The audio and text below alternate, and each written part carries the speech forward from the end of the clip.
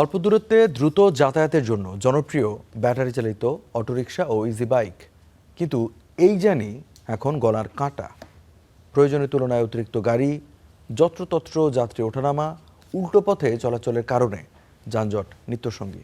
গোপালগঞ্জ, ঠাকুরগাঁও ও ঝালকাঠিতে অবৈধ থ্রি হুইলারে অতিষ্ঠ স্থানীয়রা।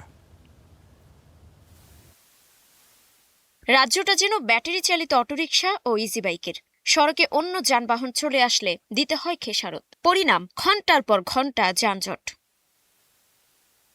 গোপালগঞ্জ শহরবাসীর ঘুম ভেঙেই পড়তে হয় এমন দুর্ভোগে। শহরের বাজার এলাকা থেকে পাচুরিয়া পর্যন্ত 2 কিলোমিটার পথ পাড়ি দিতে সময় লাগে ঘন্টার পর ঘন্টা। পাবলিক হল রোড, চৌরঙ্গি এলাকার চিত্র একই।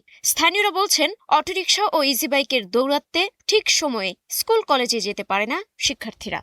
নির্দিষ্ট একটা স্টপ অথবা নির্দিষ্ট উঠানোর জায়গা, নামানোর জায়গা সব মিলিয়ে যদি একটা শৃঙ্খলার ভিতরে আনে তাইলে হইতেছে আমাদের জন্য ভালো হয়। আমাদের স্কুল কলেজে যাওয়া আসায় অনেক সমস্যা হয়। নিবন্ধিত অটো আছে, এই নিবন্ধিত অটো থেকে গোপালগঞ্জে অনিবন্ধিত অটোর সংখ্যা হচ্ছে 10 গুণ। যতগুলা অটো দেখছেন এগুলো আসলে সবগুলাই কাগজপত্রবিহীন। আমাদের যে লাইসেন্স আছে সেই লাইসেন্সের আওতায় আসে। আমরা এই বিজ্ঞপ্তিটি দিয়েছি এবং এই বিজ্ঞপ্তি অনুযায়ী আমরা কার্যক্রম শুরু করেছি।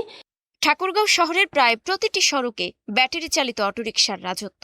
যত্রতত্র যাত্রী ওঠানামা, হঠাৎ ইউটার্ন, উল্টো পথে চলাচলই যেন অঘোষিত নিয়ম। বেপরোয়া গতিতে গাড়ি চালানোয় প্রায় ঘটে দুর্ঘটনা।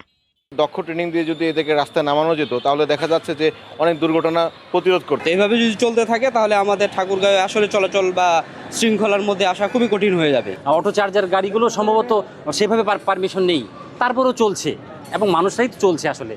হ্যাঁ, আসলে এখানে অনেক আন্দোলন হয়েছে, অনেক কথা হয়েছে, কিন্তু বাস্তবে কিন্তু যা তাই রয়ে গেছে। এগুলো যদি নতুনভাবে যাতে তৈরি হতে না পারে, আমরা পৌরসভাকে নির্দেশনা দিয়েছি এখানে যেখানে তৈরি হবে ওই দোকানগুলোকে আমরা সিলগালা করে শাস্তির আওতায় আমরা নিয়ে আসবো।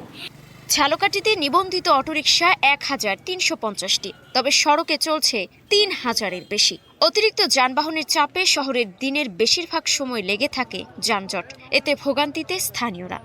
লাইসেন্স পাইতেছি না, লাইসেন্স চাই সরকারের কাছে।